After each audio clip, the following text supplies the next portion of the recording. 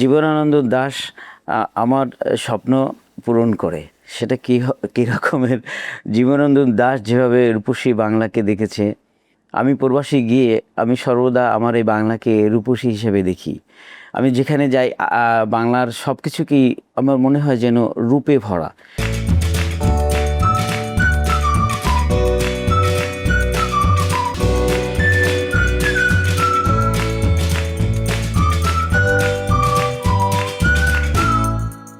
সুধী দর্শক, city bank নিবেদিত RTVর অক্ষরের গল্প আয়োজনে আপনাদের সকলকে স্বাগত জানাই। আমরা সবসময় বলি, শুরুতেই বলি যে আমাদের অক্ষর, আমাদের বর্ণমালা, আমাদের বাক্য রক্তের ভেতর থেকে উত্থিত আগুন দিয়ে সেঁকা। আমাদের সকল আন্দোলন, সকল জিজ্ঞাসার মধ্যে লুকিয়ে আছে আমাদের অক্ষর, আমাদের বর্ণমালা। আমরা চাই আমাদের এই স্বদেশভূমি, এই মাতৃভূমি পবিত্র হোক, একটা গণতান্ত্রিক সমাজ পরিগঠিত হোক, যেখানে সব মানুষ তার নিজের মাতৃভাষায় কথা বলবে, সব মানুষ তার দেশকে ভালোবাসবে এবং গণতন্ত্রের যে শিখর সেখানে আরোহণ করবে। প্রিয় দর্শক, আমরা আমাদের শিল্প, সাহিত্য, সংস্কৃতির সব শাখা নিয়েই এই অনুষ্ঠানে আয়োজন করি। আজকে আমাদের সঙ্গে আছেন এমন একজন মানুষ যিনি ভাগ্যান্বেষণের জন্য গিয়েছিলেন ইতালিতে, কিন্তু সেখানে গিয়েও ভোলেননি তার মাতৃভূমিকে, তার মাতৃভাষাকে। রহমান খলিল, কেমন আছেন? জি, ভালো। খলিল, আমরা জানি যে আপনি লেখালেখি করতেন, এমনকি তোলপাড় নামে একটা পত্রিকাও প্রকাশ করেছিলেন বাংলাদেশে যখন আপনি ছিলেন। লেখালেখি ছিল, সব কিছু মিলিয়ে আপনি ভালোই ছিলেন, কিন্তু ইতালিতে যখন গেলেন তখন আপনার ভাগ্যের কি বদল হলো? রেজা ভাই, ধন্যবাদ। অ্যাকচুয়ালি আমার হৃদয়ের ভিতরে সবসময় মাতৃভূমি, মাতৃভাষা এবং বাংলা ভাষার জন্য একটি ভালোবাসা সবসময় কাজ করেছে। অ্যাকচুয়ালি আমি বাংলাদেশের বাইরে ইতালি গিয়েছি আমার শুধু নিজের জন্যই না, আমার দেশের জন্য। অর্থাৎ বেঁচে থাকতে হলে শিক্ষার যেমন প্রয়োজন আছে, অর্থেরও প্রয়োজন আছে। সে অর্থটা আমি মনে করেছিলাম যে আমি যদি প্রবাসী যাই, ইউরোপে যাই, তাহলে সেটা হবে। ইতালিতে যারা থাকেন তাদের মধ্যে কি অনেক কবি সাহিত্যিক আছে? নিঃসন্দেহে অনেক কবি সাহিত্যিক আছে, এবং তারা মাতৃভূমি, মাতৃভাষা এবং বাংলা কমিউনিটিকে কীভাবে যে আগলে রেখেছে, তাদের কাছে না গেলে বোঝা যাবে না। আমাদের যখন বাংলাদেশে আন্দোলন হয়, গণতন্ত্রের জন্য মানুষ প্রাণ দেয়, আপনারা তো ইতালিতে থাকেন, সেখানকার যে প্রবাসীরা কিংবা ইতালিয়ানরা তারা আমাদের দেশ সম্পর্কে কিছু ভাবে কিনা? গণতন্ত্রের জন্য আমাদের ওখানে যতগুলো কমিউনিটি আছে এবং ওখানে অনেক রাজনৈতিক দলগুলো আছে। বিগত দিনে আমাদের দেশে যেভাবে গণতন্ত্র ছিল না, গণতন্ত্র যেভাবে হরণ করা হয়েছিল, কিন্তু প্রবাসী যে বাঙালিরা আছে তারা বিভিন্ন রাজনীতির ব্যানারে সেই বাংলাদেশে গণতন্ত্র প্রতিষ্ঠার জন্য আন্দোলন সংগ্রাম করেছে। সেখানে হাজার হাজার মানুষের সমাবেশ হয়েছে। তো ইতালিয়ান সাধারণ জনগণ এবং ইতালিয়ান প্রশাসন কখনই এটাকে বিরক্তির জায়গায় নিয়ে নেয়, কারণ ইতালিয়ান গভর্নমেন্ট এবং ইতালিয়ান সাধারণ জনগণ গণতন্ত্রকে খুব শ্রদ্ধা করে। সে কারণে এটা সম্ভব হতে পেরেছে। এবং আমাদের যেমন জাতীয় কবি কাজী নজরুল ইসলাম, জি, ইতালির জাতীয় কবি কিন্তু অ্যালিঘরিয়া দান্তে, জি, এবং দান্তে সে ডিভাইন কমেডিয়া সারা পৃথিবীতেই মানুষের হৃদয় জয় করে আছে। আর আমাদের জাতীয় কবি কাজী নজরুল ইসলামের বিদ্রোহী কবিতা জয় করে আছে সারা বিশ্বের মানুষের হৃদয়। একবার যে শুনেছে, তো ওইখানে কি আমাদের জাতীয় কবির যেরকম জন্মবার্ষিকী পালিত হয়, আমাদের বিশ্বকবি রবীন্দ্রনাথ ঠাকুর, ওখানে কি দান্তের এরকম জন্মবার্ষিকী পালিত হয়? দান্তের এটা পালিত হয়। এটা যারা সাহিত্য চর্চা করে তারা এটা পালন করে বিভিন্ন রকমের। ওখানে বাংলাদেশে যেভাবে বিভিন্ন রকম প্রোগ্রাম হয়, ওখানেও সেভাবে হয়। আপনি যেটা বলেছেন, আমাদের জাতীয় কবি নজরুল ইসলাম এবং রবীন্দ্রনাথ ঠাকুর, এদেরকে যেভাবে তাদের জন্মদিন ওখানে সেটা হয়। আর আপনার এই কথাটা, দান্তে আলিগিরি, আমি যেখানে আমার যে বাসাটা, সেটা হলো ভিয়া কুইন্তোনেছেলা, মানে রাস্তার নাম, এর পাশেই দান্তে আলিগিরি, তার নামে একটা রাস্তা আছে। তাই না? অ্যালিঘরিয়া দান্তের নামে রাস্তা আছে, মানে যেখানে আপনি থাকেন তার পাশ দিয়ে রাস্তাটা গেছে। জি, আলিগিরি। আর একটা জিনিস হলো যে ইতালির প্রত্যেকটা রাস্তা এবং প্রত্যেকটা পার্ক, প্রত্যেকটা কবি, সাহিত্যিক এবং বিজ্ঞানীর নামে। একটি রাস্তা আপনি খুঁজে পাবেন না যে কোনো লোকের নামে, কোনো লোক মানে বিশিষ্ট ব্যক্তির নাম ছাড়া। মানে দান্তেকে ওরা খুব সম্মানের সঙ্গে দেখে না? অবশ্যই। এবং রাস্তার সাইডে লেখা আছে আলিগিরি দান্তে। এবং আরও যে সকল কবি সাহিত্যিক আছে, যেমন পিছা কানে, এই রাস্তার নাম আছে পিছা কানে, একজন কবি, তার নাম পিছা কানে। এই রকমের কবি সাহিত্যিক বিজ্ঞানীদেরকেও তারা সেরকম রাখে? অবশ্যই। আচ্ছা, ওখানে একজন বিজ্ঞানী ছিলেন জিওদর্নো ব্রুনো, জি, তার নামেও নিশ্চয় অনেক, তার নামেও আছে। তারপর লিওনার্দো দা ভিঞ্চি, ভিঞ্চির নামে আছে, তিনি একজন শিল্পী। মানে রেনেসার যত বিখ্যাত মানুষ সবার নামে আছে। জি আপনার তো বাংলাদেশে আপনি এবার এলেন, জি। আপনার কি মনে হচ্ছে বাংলাদেশের সমস্যা কি? আমি এবার বাংলাদেশে কোনো এসছি আজকে তো 3 দিন হলো। তাই আমি ঢাকা শহর এই যে সদরঘাট এবং এই কারণ বাজার ঘুরলাম, একটি পরিবর্তন দেখতে পাচ্ছি, সেটা হলো রাস্তাঘাটের পরিষ্কার পরিচ্ছন্নতা। আচ্ছা, আমি বরিশালেও গেছি, সেখানেও বরিশাল শহরটা মোটামুটি পরিষ্কার, কিন্তু যে সমস্যাটা পরিবর্তন দেখছি না সেটা হলো এই গাড়ির জ্যাম। এই জ্যামটা আগেও যেমন এখনও সেভাবেই মনে হচ্ছে। আর আরেকটি জিনিসের কোনো পরিবর্তন আমি দেখিনি। আজকে আমি যখন বরিশাল থেকে লঞ্চে এসেছি, তো সেই বুড়িগঙ্গাটা দেখে আসলেই দুঃখ লাগলো। বুড়িগঙ্গার সেই কচুরি পানায় ভরে গেছে, সে অপরিচ্ছন্ন, অপরিচ্ছন্ন, দুর্গন্ধযুক্ত, দুর্গন্ধযুক্ত। এবং এটা পরিষ্কার পরিচ্ছন্ন কোনো উদ্যোগ জি, নেই। জি। এবং আমাদের জলবায়ু যদি সঠিকভাবে আমরা না পাই, আমাদের অক্সিজেন যদি সঠিকভাবে আমরা না আসে, তাহলে আমাদের অনেক রোগ ব্যাধি তৈরি হবে। আমাদের নদীগুলো প্রবাহিত হতে হবে স্বচ্ছতার মতো। জি সেটা একজন কবি হিসেবে নিশ্চয়ই আপনি চান। আপনার বাড়ি তো বরিশাল, জি। বরিশালের কি অবস্থা? বরিশাল এমন একটি জায়গা যে ওখানে গেলে আমার পরাণটা জুড়িয়ে যায়। আচ্ছা, বরিশালে তো কবি জীবনানন্দ দাশ। জি। তো জীবনানন্দ দাশ আপনাকে কিভাবে? জীবনানন্দ দাশ আমার স্বপ্ন পূরণ করে। সেটা কী রকমের? জীবনানন্দ দাশ যেভাবে রূপসী বাংলাকে দেখেছে, আমি প্রবাসী গিয়ে আমি সর্বদা আমার এই বাংলাকে রূপসী হিসেবে দেখি। আমি যেখানে যাই বাংলার সব কিছুকেই আমার মনে হয় যেন রূপে ভরা।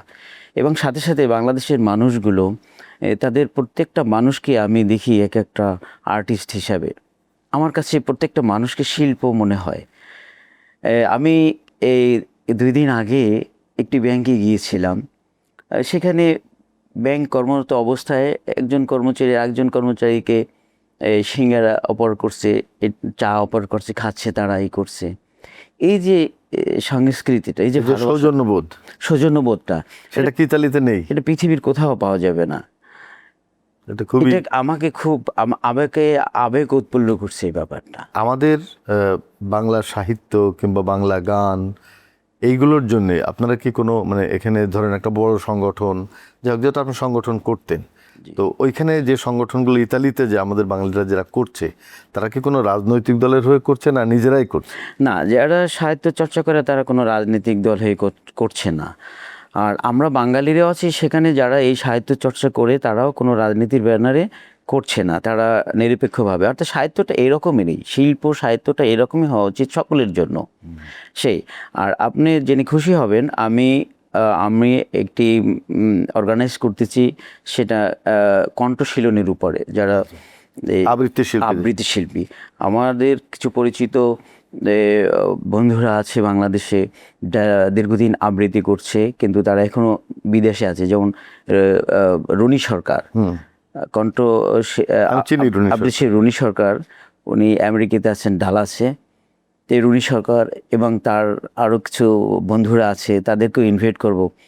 এবং আমাদের প্রিয় রেজাউদ্দিন স্টালিন ভাই, তাকে আমরা সেখানে আমন্ত্রণ জানাবো। যারা যোগ্য তারা ইতালিতে যাক, ইতালিতে পারফর্ম করুক, সেটা আমরা চাই।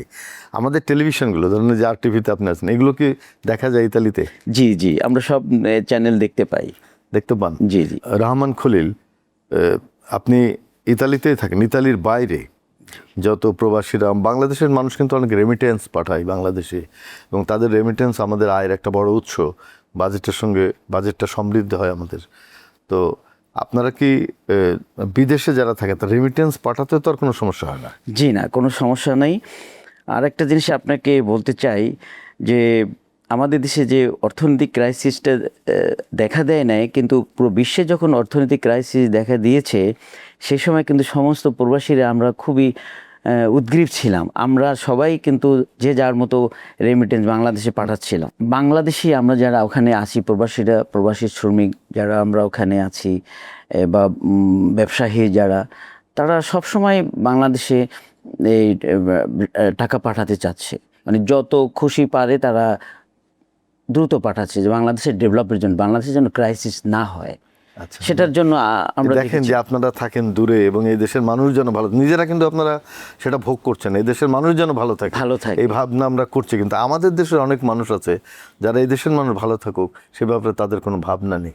কিন্তু একজন কবি হিসাবে দেশের মধ্যে যে এই যে প্রেম, দেশপ্রেম, সেটা কিন্তু মানে ইতালিতে যেও আপনি বহন করছেন। আমাদের আমেরিকা, ইংল্যান্ড, ইতালি কিংবা ফ্রান্স, জার্মান, সব জায়গাতেই তো বাঙালি কবিরা আছে। এদের সঙ্গে কি আপনাদের যোগাযোগ আছে? জি, যোগাযোগ আছে, কারণ আমাদের অনেক বন্ধুরা আছে, যেমন আমরা অনেক সময় একত্র পড়াশোনা করতাম, তারা ওই সকল দেশে আছেন। তো এই যে আপনারা কষ্ট করে রেমিটেন্স পাঠাচ্ছেন, আমাদের দেশের মানুষ দুঃখে থাকুক, কষ্টে থাকুক, সেটা আপনারা চান না। বাইরে গেলে কিন্তু দেশপ্রেমটা বাড়ে। তো আমাদের দেশের অনেক মানুষ আছে যারা কিন্তু এই মানুষের ভাগ্য নিয়ে ভাবে না, শুধু নিজেকে নিয়ে ভাবে। আপনি দূরে থেকে কি সেটা অনুভব করেন? অবশ্যই, কারণ কি আমরা যারা প্রবাসী আছি অনেকে ফ্যামিলি নিয়ে আছেন, কিন্তু যারা ব্যাচেলার আছে আমি তাদের কাছে গিয়েছি, তাদের খুব কাছ থেকে দেখেছি তারা যেভাবে বসবাস করে সেভাবে এখানের যে একজন রিক্সা চালক সেও বোধহয় তার চেয়ে ভালো অবস্থান করে, ভালোভাবে থাকে। কিন্তু কেন সেইভাবে থাকে সে চিন্তা করে যে আমি 100 ইউরো যদি আমার ফ্যামিলিকে দিতে পারি তাহলে আমার ফ্যামিলি খুব ভালো চলবে, বা আমার সন্তান বা এরা খুব বেটার চলবে। কিন্তু যখনই একজন প্রবাসী বাংলাদেশে আসে তাদেরকে তার ফ্যামিলি বা ওইভাবে অনার করতে চায় না, বা অনারটা কীরকমের হওয়া উচিত। একটি লোক যখন প্রবাসী থেকে আসে তখন সবাই তার কাছে প্রত্যাশা করে, তারা মনে করে অনেক টাকা পয়সা, অনেক টাকার মানে কিন্তু সত্যি সত্যি সে তো অনেক কষ্টে, অনেক কষ্টে আছে, কিন্তু তাকে বুঝতে হবে। হ্যাঁ, সেটা বুঝতে হবে, এইটাই অনেকে বুঝতে চায় না। আচ্ছা, আমরা এই কথাগুলো শুনবো, আপনার এই বেদনার কথা শুনবো ফিরে এসে। প্রিয় দর্শক, আপনারা দেখছেন সিটি ব্যাংক নিবেদিত আরটিভির অক্ষরের গল্প। আমাদের সঙ্গে আছেন রহমান খলিল। তিনি কবি, সম্পাদক এবং ইতালিতে থাকেন, সেখানে থেকেও বাংলা ভাষাকে ভালোবাসেন। তার আরও অনেক কথা আছে, শুনবো ফিরে এসে।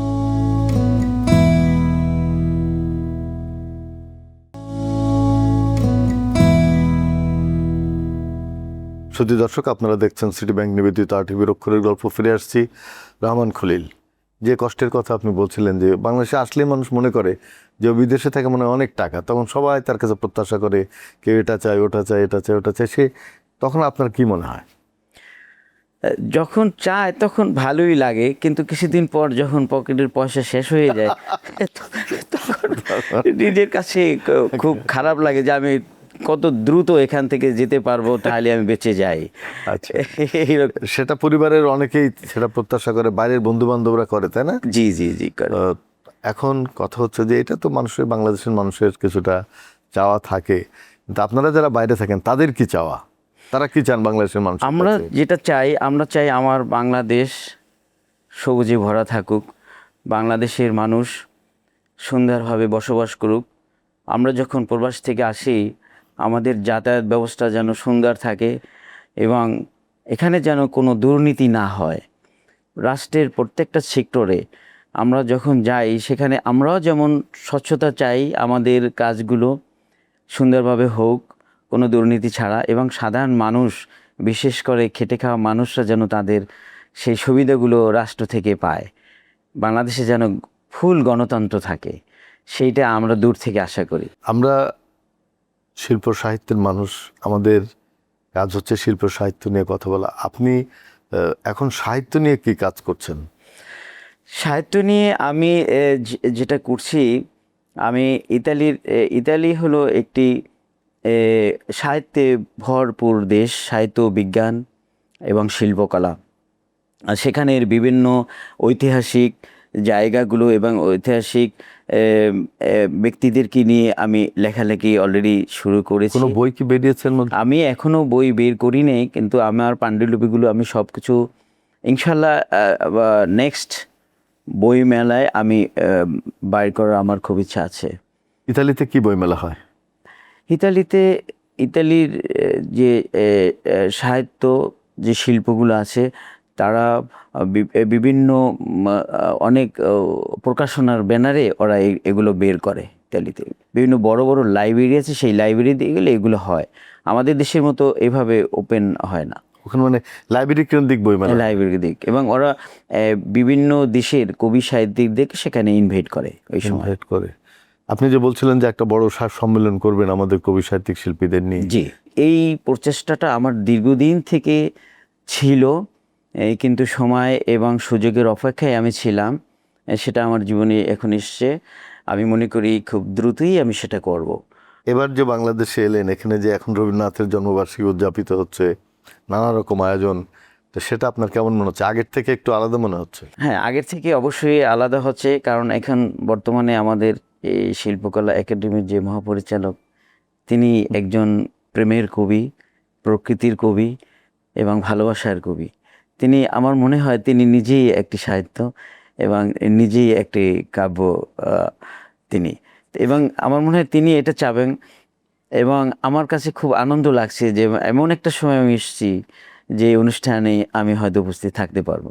এর আগে কিন্তু একটা বার ছিল, একটা সমস্যা ছিল, যেরকম নজরুলকে নিয়ে আমাদের জাতীয় কবিকে নিয়ে সেরকম আয়োজন কিন্তু আমরা পেতাম না, কিংবা শিল্প সাহিত্যের জায়গাটা একটা এককেন্দ্রিক ছিল।